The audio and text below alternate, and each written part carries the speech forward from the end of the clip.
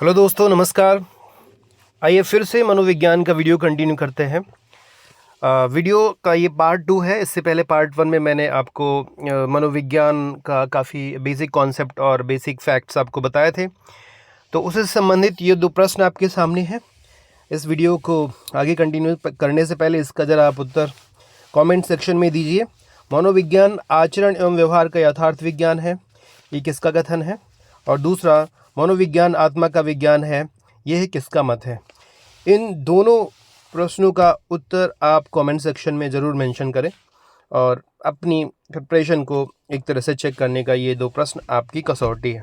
चलिए, तो पार्ट 2 शुरू करते हैं। इसको मैंने लास्ट वीडियो में कराया था। आज का हमारा टॉपिक है वृद्धि एवं विकास, ग्रोथ एंड डेवलपमेंट। तो वृद्धि और विकास पे भी कई प्रश्न बनते हैं आपकी टीटी परीक्षा में, तो इनको हम जानेंगे समझेंगे। देखिए, सामान्य तौर पे तो ये एक जैसा कॉन्सेप्ट प्रतीत होता है, लेकिन दोनों में मेजर डिफरेंस है और आपको पहले से पता भी होगा। वृद्धि और विकास दोनों को हम अच्छे से समझेंगे और अगर पता है तो फिर थोड़ा सा इसको पेशेंस रख करके आप सुन लीजिएगा। वृद्धि, आप जानते हैं, अगर हम वृद्धि की बात करें तो जो वृद्धि का कॉन्सेप्ट है, ये गर्भाशय में भ्रूण बनने के पश्चात से लेकर के एक निश्चित समय तक बालक के शारीरिक परिवर्तन को हम वृद्धि कहते हैं। कहने का मतलब है कि जाइगोट फॉर्मिंग के बाद जो भ्रूण बन जाता है, उसके बाद जिस तरह से वो डेवलप होता है कंटिन्यू, और शारीरिक जो हमारी वृद्धि होती है, शरीर में अंगों का विकसित होना, अंगों का बढ़ना, हमारी शरीर का बढ़ना, वजन का बढ़ना, ये सारी चीज़ें वृद्धि के अंतर्गत आती हैं। अब ये तो पहले से पता है, लेकिन ये चीज़ आपको पता होनी चाहिए, इस पे प्रश्न बन जाएगा। सोरेनसन ने क्या कहा है? सोरेनसन एक मनोवैज्ञानिक है। इनका क्या कहना है? तो इनका कहना है कि शरीर और उसके अंगों के भार में हुई बढ़ोतरी को ही वृद्धि कहते हैं। तो ये सीधा सा प्रश्न पूछ लेगा, ये स्टेटमेंट दे देगा और कहेगा ये किसने कहा है, ये किसका कथन है कि शरीर और उसके अंगों में भार में हुई बढ़ोतरी को वृद्धि कहते हैं, ये किसका कथन है? तो सोरेनसन करके ये मनोवैज्ञानिक है, ये आपको याद रखना होगा। अब इसके आगे, इस प्रकार वृद्धि का अर्थ व्यक्ति की शारीरिक लंबाई, चौड़ाई और भार में वृद्धि से है। ठीक है, ये भी आप जानते हैं, ये जो कॉन्सेप्ट लिखा हुआ है कि लड़कों की अपेक्षा लड़कियों में वृद्धि तीव्र गति से होती है। वो आप जानते हैं कि शुरुआत में लड़कियां जल्दी बड़ी हो जाती हैं, उनकी हाइट भी बढ़ जाती है, और लड़कों की तुलना में मेल की तुलना में फीमेल में वृद्धि तीव्र गति से होती है। और कुछ मनोवैज्ञानिकों का ये मानना है कि जो शारीरिक वृद्धि है वो सामान्यतः 20 वर्ष तक पूर्ण हो जाती है। कहने का मतलब, शरीर में जो लंबाई, जितनी लंबाई होनी है, वो 20 वर्ष की उम्र तक अपनी पूर्णता को प्राप्त कर लेती है। और आप जानते हैं कि इसके बावजूद लोग सप्लीमेंट लेने की कोशिश करते हैं और हाइट बढ़ाने की दवाई और बहुत सारी चीज़ें करते हैं, ट्राई करते हैं, जिससे हाइट तो नहीं बढ़ती, कुछ और ही बढ़ जाता है। मतलब वो हमारी बॉडी में इम्बैलेंस क्रिएट कर देता है, उसके साइड इफ़ेक्ट्स बहुत ज़्यादा होते हैं। तो ये साइंटिफिकली प्रूव्ड है कि 18 से 20 साल में हमारी जो हाइट है अपनी मैक्सिमम स्थिति में पहुंच जाती है, उसमें बहुत ज़्यादा छेड़छाड़ नहीं की जा सकती है। तो ये चीज़ याद रखना होगा। वृद्धि की गति सदैव एक समान नहीं होती, ये भी याद रखना है कि जो वृद्धि की जो रफ्तार है, वो गति है, एक समान नहीं होती है। उदाहरण के लिए, शैशवावस्था में तो थोड़ा तीव्र गति से होती है, फिर बाल्यावस्था में थोड़ी धीमी हो जाती है, और फिर 12 वर्ष के पश्चात पुनः तीव्र गति से होती है। उसके बाद फिर आप जानते हैं 20 वर्ष तक पहुंचते पहुंचते फिर उसकी गति, कह लीजिए, पूर्ण रूप से अस्थायी हो जाती है, उसमें बहुत ज़्यादा गति देखने को मिलती नहीं है। तो ये फैक्ट याद रखना है कि वृद्धि मात्रात्मक होती है और इसका मापन सामान्य रूप से किया जा सकता है, तौल करके, नाप करके। और वहीं जो विकास का कॉन्सेप्ट है, ये बिल्कुल गुणात्मक होता है, विकास गुणात्मक होता है और इसे सामान्य रूप से हम मापा नहीं जा सकता। और विकास की परिभाषा ये है कि विकास जन्म पूर्व से लेकर के जीवन पर्यंत चलने वाली, सतत रूप से चलने वाली प्रक्रिया है। विकास जन्म से पूर्व का मतलब है, हम जब इस दुनिया में आए नहीं होते हैं, हम जब गर्भाशय में ही होते हैं, उस समय हमारे माइंड का विकास होता है, हमारे अंदर बहुत सारी चीज़ें डेवलप होती हैं।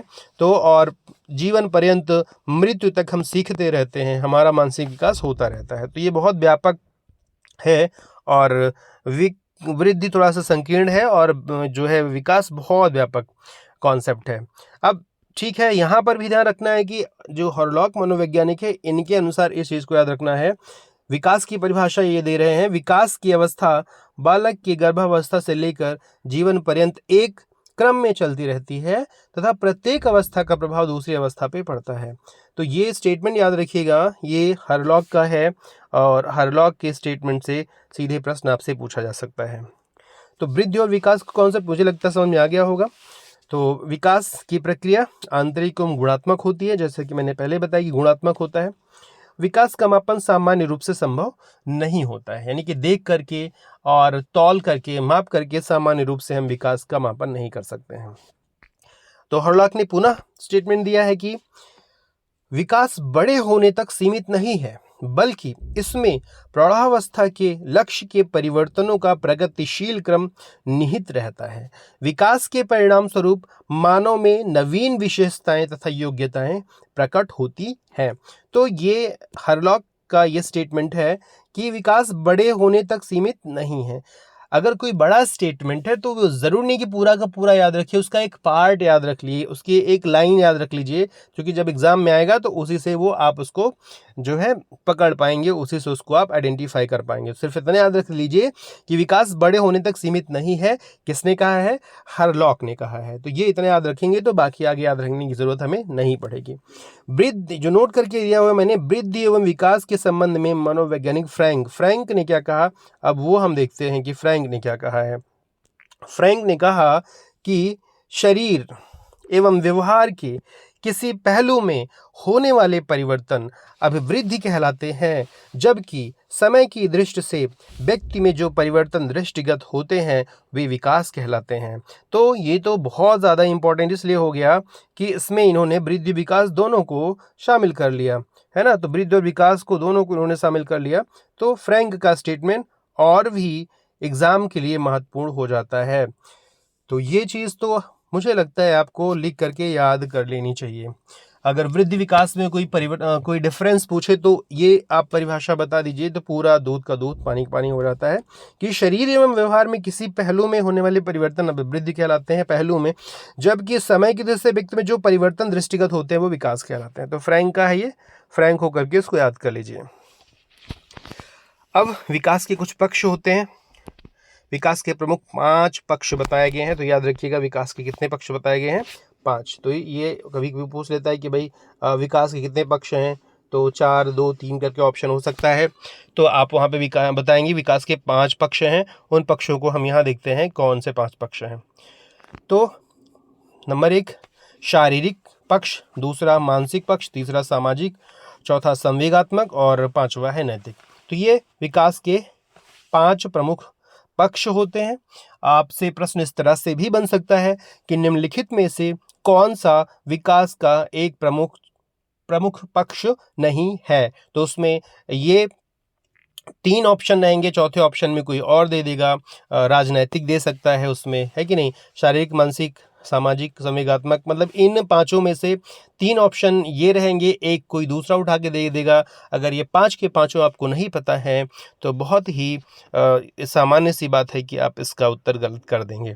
तो इन 5 पक्षों को याद रख लीजिएगा। अब हम आते हैं सबसे महत्वपूर्ण सेक्शन पे इस वीडियो के, जिसको हम बोलते हैं बाल विकास के सिद्धांत। बाल विकास के सिद्धांत टीटी परीक्षा के लिए, सीटीटी परीक्षा के लिए बहुत ज़्यादा महत्वपूर्ण होते हैं, तो इनको आपको बहुत ही अच्छे से तैयार करना होगा। तो चलिए देखते हैं। पहले कुछ ऐसे सिद्धांतों की चर्चा हम करेंगे जिनमें मनोवैज्ञानिकों का नाम जुड़ा हुआ नहीं है। सामान्य रूप से ये मनोवैज्ञानिकों के नाम के साथ इनको हम नहीं देखते हैं, और बाकी फिर अगले पार्ट में देखेंगे कुछ ऐसे जो है बाल विकास का सिद्धांत है जिसमें सीधे मनोवैज्ञानिकों का नाम याद करना होता है। तो उसको भी मैं यहाँ पे आपको दिखा देता हूँ, फिर इसको कंटिन्यू करता हूँ। जैसे ये वाला पोर्शन अगली वीडियो में हम कंटिन्यू करेंगे, जिसमें हमें याद करना होता है कि कौन सा सिद्धांत किसका है। जैसे यहाँ लिखा हुआ है, यहाँ भी 10 सिद्धांत की बात हम करेंगे कि संज्ञानात्मक विकास का सिद्धांत, किसका है? तो आप जानते हैं जीन पियाजे का है ना।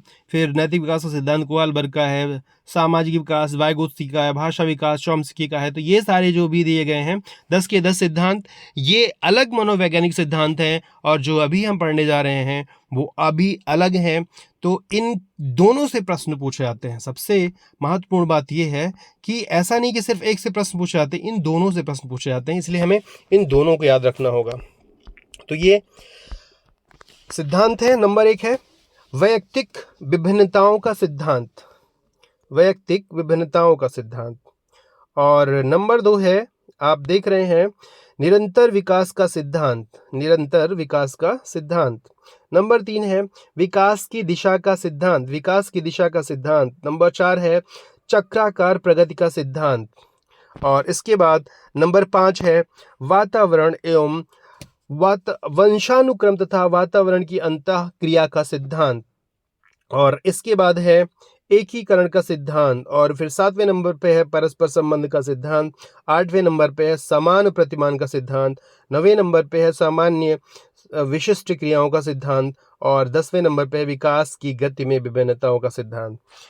इन सिद्धांतों को हम देखते हैं मोटा मोटा कि क्या है और इनसे कैसे प्रश्न बनेंगे।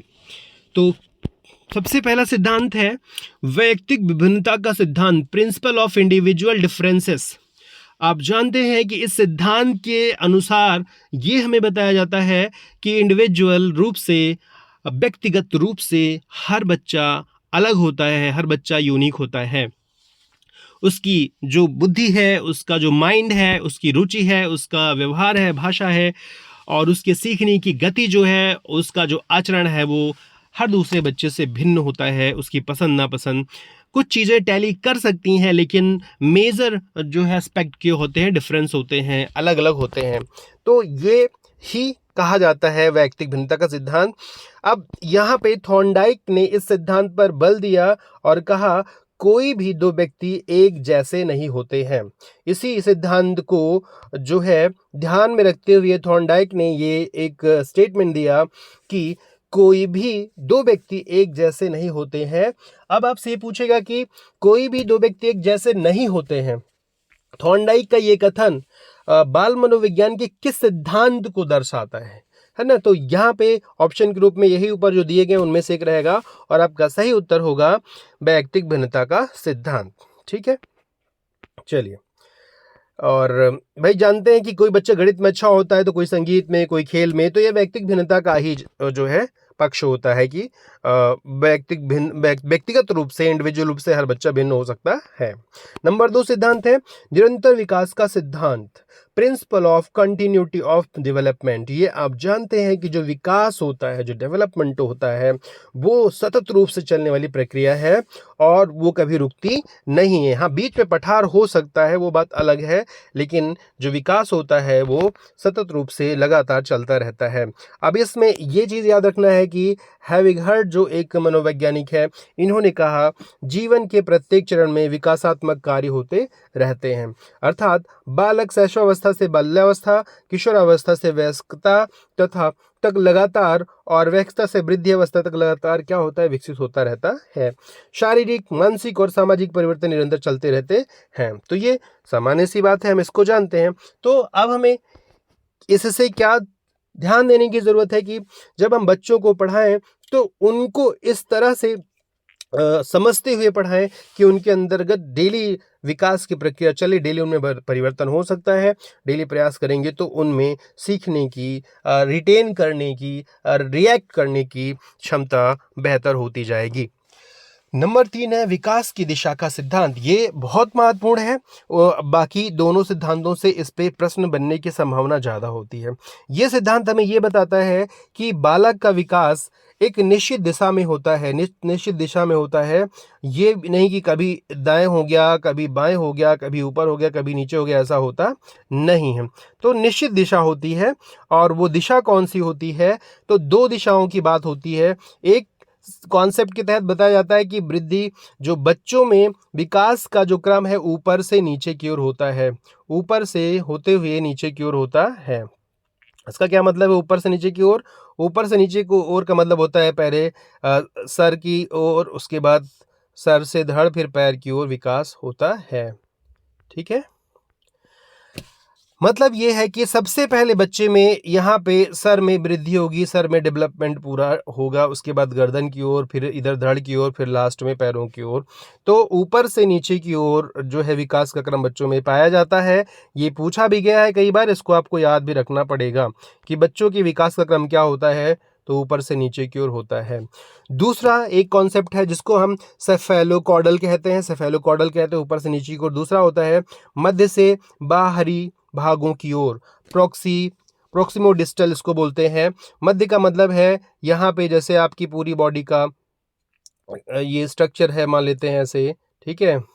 तो यहाँ जो केंद्र बिंदु है, या इसको ये मान लीजिए कि ऐसे है कोई चीज़, तो बीच से शुरू होकर के बाहर की ओर जाएगा, बीच से शुरू होकर के बाहर की ओर जाएगा, तो इसको बोलते हैं अब मध्य से बाहर की भागों की ओर विकास।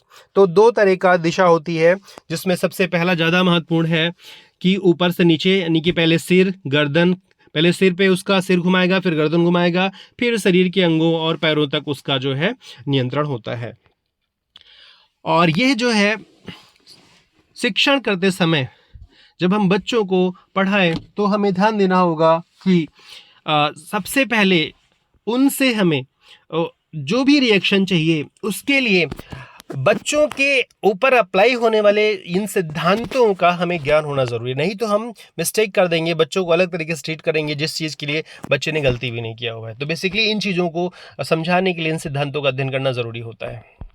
चलिए, चक्राकार प्रगति का सिद्धांत, ये भी अपने नाम से स्पष्ट है और नाम से ही इसको हम समझ सकते हैं। यानी कि जो प्रगति है वो एक चक्र के रूप में घूमती रहती है। चक्र के रूप में का मतलब है कि एक निश्चित पैटर्न को फॉलो करती है, यानी कि पहले तीव्र हो जाएगी, फिर थोड़ा सा धीमी हो जाएगी, फिर तीव्र हो जाएगी, फिर थोड़ी सी धीमी हो जाएगी, फिर तीव्र हो जाएगी। तो यानी कि ये चक्र लगातार चलते रहते हैं। तो विकास सीधी रेखा में नहीं चलता है, समझ रहे हैं। अगर ये पूछे कि क्या विकास सीधी रेखा में चलता है, तो नहीं, बल्कि फ्लैक्चुएशंस उसमें होते रहते हैं। उसी को हम चक्राकार प्रगति का सिद्धांत कहते हैं।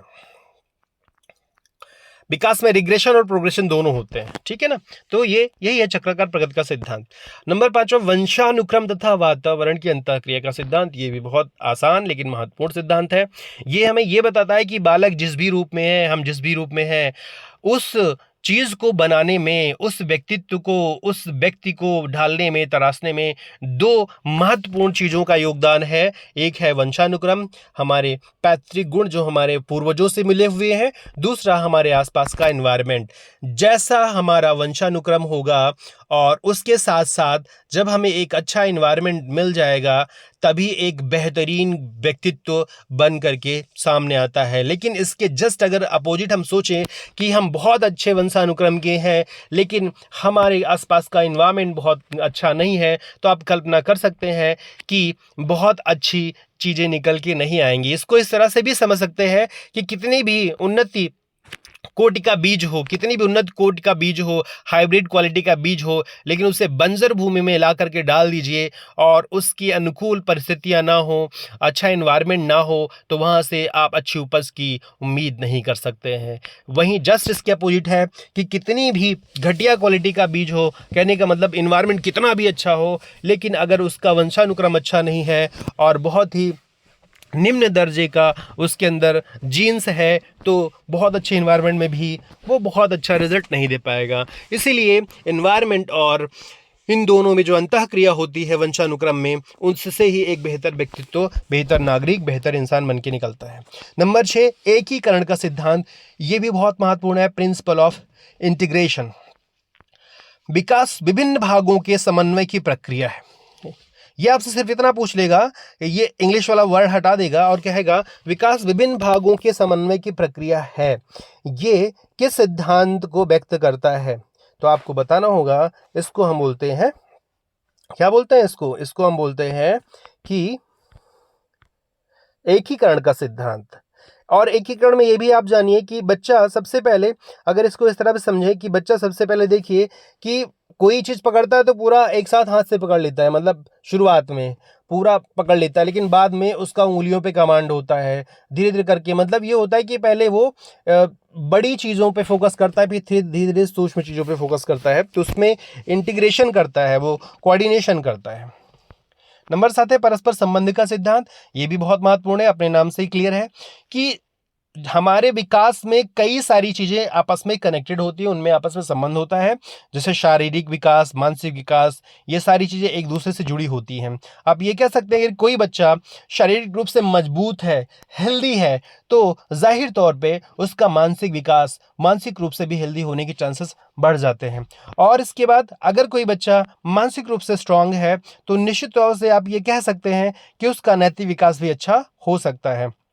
तो ये सारे पक्ष एक दूसरे से क्या होते हैं, इंटरकनेक्टेड होते हैं, और इसी को हम परस्पर विकास का सिद्धांत कहते हैं। समान प्रतिमान का सिद्धांत क्या कहता है? समान प्रतिमान का सिद्धांत ये कहता है कि हमारे अंदर जो भी विकास के जो आयाम होते हैं वो समान रूप से विकसित होते हैं। कैसा भी किसी भी वंश का बच्चा हो, किसी भी डेमोग्राफी का बच्चा हो, उसमें यानी कि मानव जाति में विकास का जो प्रतिमान है एक समान देखा जाता है, उसमें यूनिफॉर्मिटी पाई जाती है। तो उसी को हम समान प्रतिमान का सिद्धांत कहते हैं। जैसे सभी बच्चे, चाहे वो जिस कास्ट के हों, किसी भी रेस के हों, वो सबसे पहले बैठेंगे, फिर रेंगेंगे, फिर चलना शुरू करेंगे। उनमें विकास का जो क्रम है वो एक निश्चित प्रतिमान को फॉलो करता है, निश्चित पैटर्न को फॉलो करता है। इसी को हम कहते हैं समान प्रतिमान का सिद्धांत। अब यहाँ पे थोड़ा सा गेसल महोदय का एक हम जो है देख लेते हैं इनका स्टेटमेंट। कह रहे हैं यद्यपि दो व्यक्ति समान नहीं होते हैं, किंतु सभी सामान्य बालकों में विकास का क्रम समान होता है। तो ये आपसे स्टेटमेंट पूछ लेगा कि ये किसका है, तो आपको पता होना चाहिए ये गेसल महोदय का। सिर्फ इतना आपसे पूछ लेगा, यद्यपि, ये भी पूछ सकता है कि यद्यपि दो व्यक्ति समान नहीं होते हैं, किंतु सभी सामान्य बालकों में विकास का क्रम समान होता है, ये किस सिद्धांत को व्यक्त करता है? तो बताना होगा समान प्रतिमान का सिद्धांत। तो ये बहुत ही महत्वपूर्ण है, लेकिन हाँ, आप कह सकते हैं कि थोड़ा सा कॉन्सेप्चुअल समझ आपकी क्लियर होनी चाहिए, तभी आप इसको अच्छे से कर पाएंगे। 9वां नंबर है सामान्य से विशिष्ट क्रियाओं का सिद्धांत। ये सिद्धांत ये हमें ये कहता है कि बच्चा सबसे पहले सामान्य क्रियाएं सीखता है, उसके बाद धीरे धीरे वो विशिष्ट क्रियाओं की ओर आगे बढ़ता है। तो यही सबसे, अगर ये पूछ लिया गया कि भाई बच्चा पहले पूरे हाथ से वस्तु पकड़ता है, बाद में उंगलियों पे कमांड करता है, एक उंगली से भी पकड़ लेता है, तो और पहले बच्चा शुरुआत में अस्पष्ट ध्वनियाँ बोलता है, तुतला के बोलता है, बाद में फिर वो स्पष्ट रूप से शुद्ध उच्चारण का प्रयोग भी करने लगता है। तो ये किस सिद्धांत पे निर्भर करता है, किस सिद्धांत को व्यक्त करता है? तो बताना है सामान्य से विशिष्ट क्रियाओं का सिद्धांत। और शिक्षण जो है विधियों में, शिक्षण सूत्रों में भी आप सामान्य से विशिष्ट की ओर इस विधि का प्रयोग करते हैं, और इसी सिद्धांत की वजह से हम सामान्य से विशिष्ट शिक्षण कौशल का प्रयोग करते हैं। आगमन विधि, निगमन विधि आगे आपको पढ़ाया जाएगा और आपको पता भी होगा। तो उसी का ये एक पक्ष होता है। और अंतिम है विकास की गति में भिन्नता का सिद्धांत। इसको हम एक तरह से पहले भी बता चुके हैं, जहाँ पे चक्राकार प्रगति का सिद्धांत से ही कनेक्टेड है कि जो विकास की गति होती है वो अलग अलग अवस्था पे अलग अलग होती है, और अलग अलग बच्चों में अलग अलग तरीके से भी हो सकते हैं। यानी कि दो बच्चे एक ही उम्र के हैं, पर एक लंबा दूसरा छोटा, एक जल्दी बोलना सीख जाता है, दूसरा देर से बोलना सीख जाता है। वो किस सिद्धांत पे निर्भर करता है? तो विकास की गति में भिन्नता के सिद्धांत पे निर्भर करता है। यानी कि जरूरी नहीं कि सारे बच्चे एक ही पेस से, एक ही जो है गति से सीखें, उनमें सीखने की जो स्पीड है वो धीमी हो सकती है, उनमें भिन्नता पाई जा सकती है। तो ये जो है सिद्धांत आपको जो मैंने बताए, इन सिद्धांतों पे जो प्रश्न बनेंगे, उन प्रश्नों में सबसे पहले तो आपको स्टेटमेंट वाली चीज़ों को, जैसे गेसल महोदय का था, ये याद रखिए आप ना। इसके बाद जितने भी देखिए अगर नोट्स बना रहे हैं तो जो बहुत ज़्यादा इंपॉर्टेंट चीज़ उनकी नोट्स बना लीजिए। खास करके स्टेटमेंट जब आता है एग्जाम में, तो स्टेटमेंट गलत होने के चांसेस लगभग 80% लोगों के रहते हैं, क्योंकि इतने ज़्यादा स्टेटमेंट आप जो पूरी मनोविज्ञान की प्रिपरेशन में देखते हैं, तो अगर उनकी नोट्स आप नहीं बनाते हैं तो कन्फ्यूज़न होना, गलत होना स्वाभाविक है। बाकी इन सिद्धांतों से निहित, इन सिद्धांतों को जोड़ करके जो प्रश्न बनेंगे, उन प्रश्नों का उत्तर आप तभी दे पाएंगे जब जब ये कॉन्सेप्ट पूरी तरह से क्लियर हो कि एकीकरण के सिद्धांत में क्या बताया गया है, समान प्रतिमान के सिद्धांत में क्या बताया गया है, और विकास और वंशानुक्रम और वातावरण की अंतःक्रिया के सिद्धांत में क्या बताया गया, यानी कि इन सिद्धांतों को कॉन्सेप्चुअल रूप से आपको एक बार पढ़ करके दिमाग में समझ बैठा लेनी है, उसके बाद आपको उसको रट्टा मारने की ज़रूरत नहीं है। तो इस वीडियो में मैं इतना ही आपको बताऊंगा, और अभी जैसा कि मैंने दिखाया था तो इसको भी आप नोट कर लीजिए। ये जो 10 सिद्धांत इनको भी अभी नोट कर लीजिए, इनको तो रट्टा मारना है और इनका कोई विकल्प नहीं है। अगले वीडियो में मैं इन सिद्धांतों की डेप्थ में जाऊंगा कि संज्ञानात्मक विकास का सिद्धांत क्या है, इसमें कितनी अवस्थाएं होती हैं, किस अवस्था की क्या विशेषता होती है, इन सारी चीज़ों की चर्चा मैं अगले वीडियो में करने वाला हूं। तो जीन पियाजे का संज्ञानात्मक विकास सिद्धांत हो, चाहे कोहलबर्ग का नैतिक विकास सिद्धांत हो, जितने भी 10 सिद्धांत हैं, इन सिद्धांतों की डेप्थ में जा करके इन सिद्धांतों को अच्छे से प्रिपेयर मैं अगले वीडियो में कराऊंगा। तो इसी तरह से मैं आपकी हेल्प करने की कोशिश कर रहा हूँ। आपसे गुजारिश रहती है कि कमेंट वगैरह कर दिया करिए और लाइक शेयर भी करिए, कंजूसी नहीं करिए, बड़ी मेहनत से वीडियो बनाया जाता है। तो मुझे उम्मीद है आप निश्चित रूप से कमेंट और शेयर करेंगे और अपनी प्रिपरेशन को बेहतर बनाएंगे, और मेरी जो है इस प्रयास को आप अप्रिशिएट करने के लिए अपने दोस्तों से शेयर करेंगे। और सब्सक्राइब नहीं किया तो प्लीज़ चैनल को सब्सक्राइब कर लीजिए, और इससे आपको जो भी नोटिफिकेशन होंगे वो मिल जाया करेंगे, और बिना किसी जो है परेशानी के आप अपनी प्रिपरेशन को कंटिन्यू कर पाएंगे। चलिए, इस वीडियो में बने रहने के लिए, पूरा समय देने के लिए आप सभी का बहुत बहुत धन्यवाद। जय हिंद।